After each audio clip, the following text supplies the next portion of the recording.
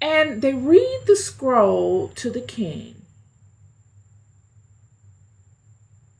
And the king, and it came to pass that when Jehudi had read 3 or 4 leaves, he cut it with the penknife and cast it into the fire that was on the hearth until all the roll was consumed in the fire that was on the hearth.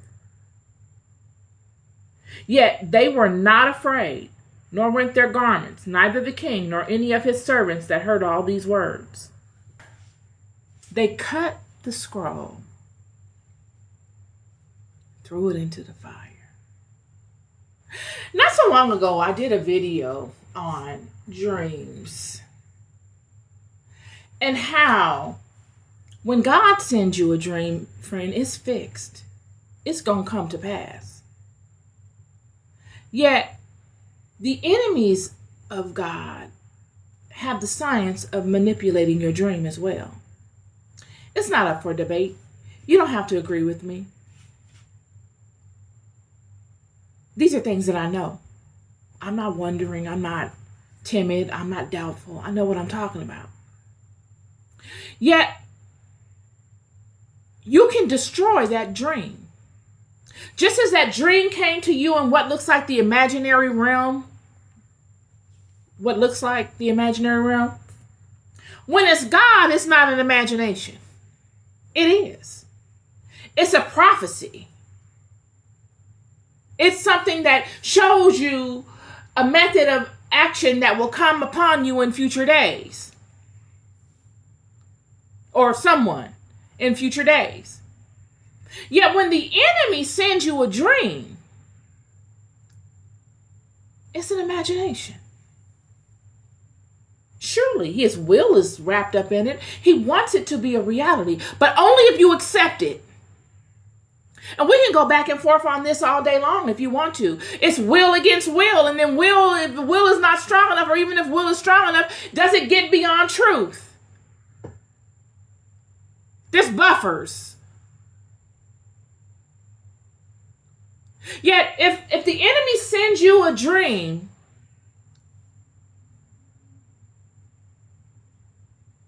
and you don't know if it's the enemy or if it's God, what do? You can destroy it. Because, like I said, if it's of God, it's going to come to pass regardless. There's no way around it. So you destroying it is not blasphemous to God. You have not hurt God's feelings. You haven't done anything. But if it's not of God, you have stopped it immediately. You have destroyed it with another image just as powerful. You've countered it with something in defense of yourself to deflect it and to destroy it and annihilate it. This is what this is what these people are doing with this role.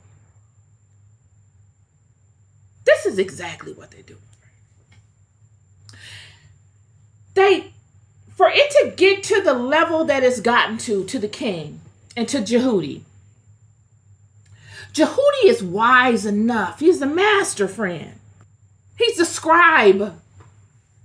I don't even want to get into that. I'm not even going to go there today. Nonetheless, he knows better than anybody the systems of spirit. He knows what to do. And what looks like blasphemy to me and you, burning this scroll, could be a safety precaution. Jehudi knows that what is written in this scroll is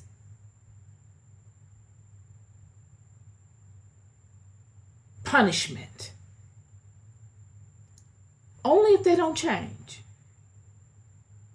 It's saying, if you don't immediately change your ways, you are going to be punished in a very terrible way. But Jehudi also knows that there are many imposters of God, rampant, looking for the attention and looking to get the direction of the people. looking to control the direction of the people. Jehudi knows more than anybody that if God says it's going to be something, it's going to be that. If little old me sitting here knows this, friend, you don't think the master knows this? If little old me knows this, and I've just been studying my own life, I haven't sat at the feet of any particular man that blessed me with guidance and acted as a mentor to me. I've been kicked out, ostracized, isolated, shamed. And I know this? You mean to tell me this man doesn't know this? What he's doing here is, in one aspect, he's looking to prove it. It's a safety protocol. These people had created so much with their imaginations that they are bound by it on all sides. Through sigils, through magic, through idol worship, to going beyond worshiping idols, to now you got golem that these spirits are inhabiting. They can't control it. Their imaginations have gone rogue and they are enslaving them. And this is their problem, top to bottom. Enslaved by their imaginations, friend. So that when God comes upon them by way of Baruch and Jeremiah, they don't know. And even if they want to prove it, and they're hoping that they can get some more time to try to work their way out of it. They're looking to gain more time to figure a way out from up under it. So they burn the scroll. And what does God do? This is why the Bible says, after they burnt the scroll, yet they were not afraid, nor rent their garments. Neither the king, nor any of his servants that heard all these words. They weren't afraid. They're thinking, okay, this could potentially be a trick. Why? Well, how did Jeremiah get the word? I mean, how did Baruch get the word? Through Jeremiah. Jeremiah spoke it. Oh, was Jeremiah overtaken by an entity? How do we know this is God speaking this word from Jeremiah? How do we know that Baruch interpreted what Jeremiah said correctly? This is that.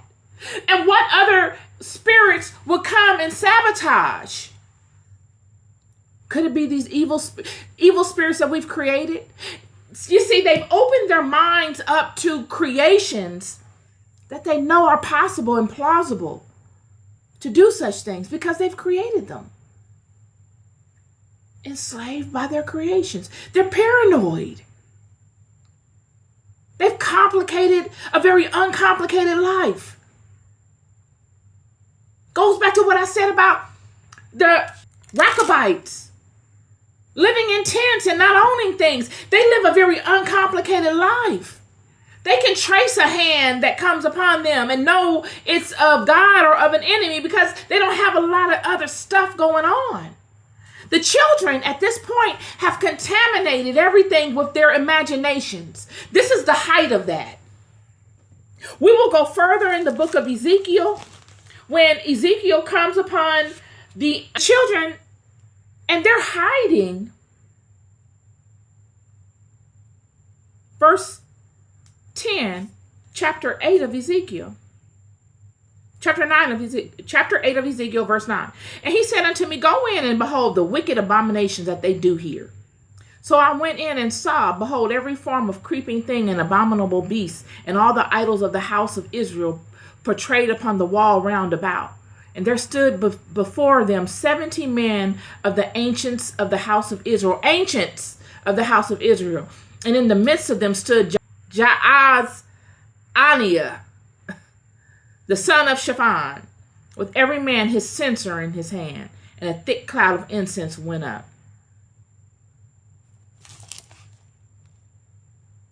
Then he said unto me, Son of man, hast thou seen what the ancients of the house of Israel do in the dark? Every man in the chambers of his imagery. I'm trying to tell you, friend, these people are bound by their imaginations. And they're so deep into their walk with this that they can't turn around. And God is not going to come and fix it for them. God is not going to solve the problem for them. These golem that they create